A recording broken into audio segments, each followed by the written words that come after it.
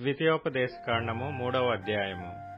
మనము తిరిగి బాషాను మార్గమున వెళ్ళినప్పుడు బాషాను రాజైన ఓగును అతని ప్రజలందరూ ఎద్రెయీలో మనతో యుద్ధము చేయుటకు బయలుదేరి ఎదురుగా రాగా, యెహోవా నాతో ఇట్లనెను, అతనికి భయపడకుము, అతనిని అతని సమస్త జనమును అతని దేశమును నీ చేతికి అప్పగించియున్నాను.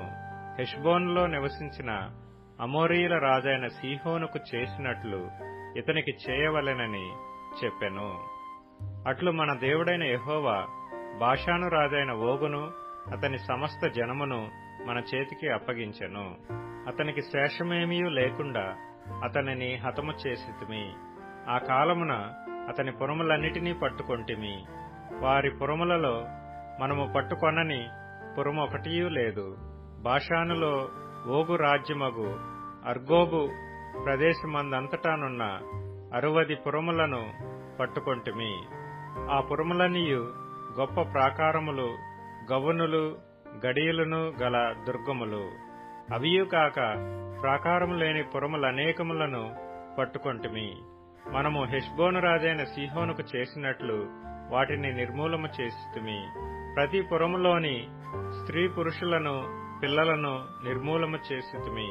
వారి పశువులనన్నిటినీ ఆ పురముల సొమ్మును దోపిడిగా తీసుకొంటిమి. ఆ కాలమున అర్నోను ఏరు మొదలుకొని హెర్మోను కొండ వరకు యొర్దాను అవతలనున్న దేశమును అమోరీయుల 2 రాజుల యొద్ద నుండి పట్టుకొంటిమి.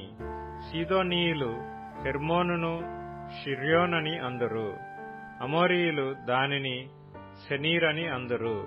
మైదానమందలి పురములన్నిటినీ బాషాను నందలి ఓగు రాజ్యపురములైన సల్కా, ఎద్రెయు అను వాటి వరకు గిలాదంతటిని బాషానును పట్టుకొంటిమి.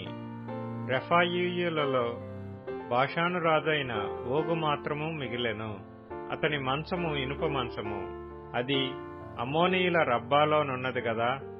దాని పొడుగు మనుషుని మూరతో 9 మూరలు, దాని వెడల్పు 4 మూరలు.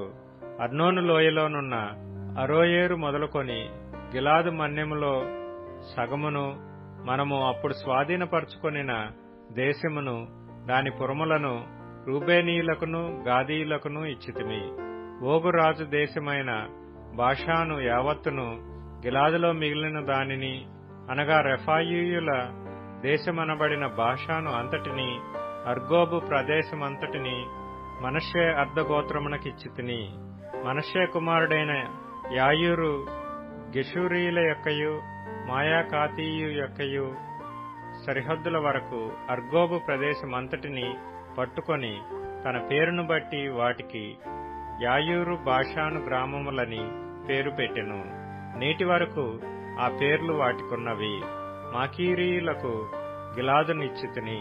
గిలాదు మొదలుకొని అర్నోను లోయ మధ్య వరకు ఎబ్బోకు నది వరకును, అమ్మోనీయుల పడమటి సరిహద్దు వరకును, కిన్నెరెతు మొదలుకొని తూర్పు దిక్కున పిస్గా కొండ చర్యల దిగువగా ఉప్పు సముద్రము అనబడిన అరాబా సముద్రము వరకును వ్యాపించియున్న అరాబా ప్రదేశమును, యొర్దాను లోయ మధ్య భూమిని రూబేనీయులకును గాదీయులకును ఇచ్చితిని. ఆ కాలమందు నేను మిమ్మును చూచి మీరు స్వాధీనపరచుకున్నట్లు మీ దేవుడైన యెహోవా ఈ దేశమును మీకిచ్చెను. మీలో పరాక్రమవంతులందరూ యుద్ధ సన్నద్ధులై మీ సహోదరులకు ఇశ్రాయేలీల ముందర నది దాటవలెను. అయితే యెహోవా మీకు విశ్రాంతినిచ్చినట్లు మీ సహోదరులకును విశ్రాంతినిచ్చు వరకు, అనగా మీ దేవుడైన యెహోవా యొర్దాను అద్దరిని వారికిచ్చుచున్న దేశమును వారును స్వాధీనపరచుకుని వరకు మీ భార్యలను, మీ పిల్లలను, మీ మందలను నేను మీకిచ్చిన పురములలో నివసింపవలెను. తరువాత మీలో ప్రతివాడును నేను మీకిచ్చిన తన స్వాస్థ్యమునకు తిరిగి రావాలనని మీకు ఆజ్ఞాపించితిని. మీ మందల విస్తారములని నాకు తెలియను. ఆ కాలమున నేను యెహోషువతో ఇట్లంటిని, మీ దేవుడైన యెహోవా ఈ 2 రాజులకు చేసినదంతయు నీవు కన్నులారా చూచితివి గదా. నీవు వెళ్ళుచున్న రాజ్యములనన్నిటినీ యెహోవా అలాగుననే చేయును. మీ దేవుడైన యెహోవా మీ పక్షముగా యుద్ధము చేయువాడు గనుక వారికి భయపడవద్దని ఆజ్ఞాపించితిని. మరియు ఆ కాలమున నేను, యెహోవా ప్రభువా, నీ మహిమను నీ బాహుబలమును నీ దాసునికి కనపరచ మొదలుపెట్టి యున్నావు.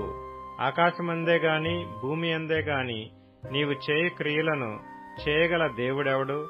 నీవు చూపు పరాక్రమమును చూపగల దేవుడెవడు? నేను అద్దరికి వెళ్లి యొర్దాను అవతలనున్న ఈ మంచి దేశమును, మంచి మన్యమును, ఆ లెబానోనును చూచునట్లు దయచేయమని నేను యెహోవాను బ్రతిమాలు కొనగా, యెహోవా మిమ్మును బట్టి నా మీద కోపపడి నా మనవి వినకపోయెను. మరియు యెహోవా నాతో ఇట్లనెను, చాలును, ఇకను ఈ సంగతిని గూర్చి నాతో మాట్లాడవద్దు. ఈ యొర్దానును దాటకూడదు. కాని నీవు పిస్గా కొండ ఎక్కి కన్నులెత్తి పడమటి వైపును, ఉత్తరం వైపును, దక్షిణ వైపును, తూర్పు వైపును తేరి చూడుము. యెహోషువకు ఆజ్ఞ ఇచ్చి అతని ధైర్యపరచి దృఢపరచుము. అతడు ఈ ప్రజలను వెంటబెట్టుకొని నది దాటి నీవు చూడబోవు దేశమును వారిని స్వాధీనపరచుకొనజేయును. అప్పుడు మనము బేత్పయోరు ఎదుటనున్న లోయలో దిగియుంటిమి.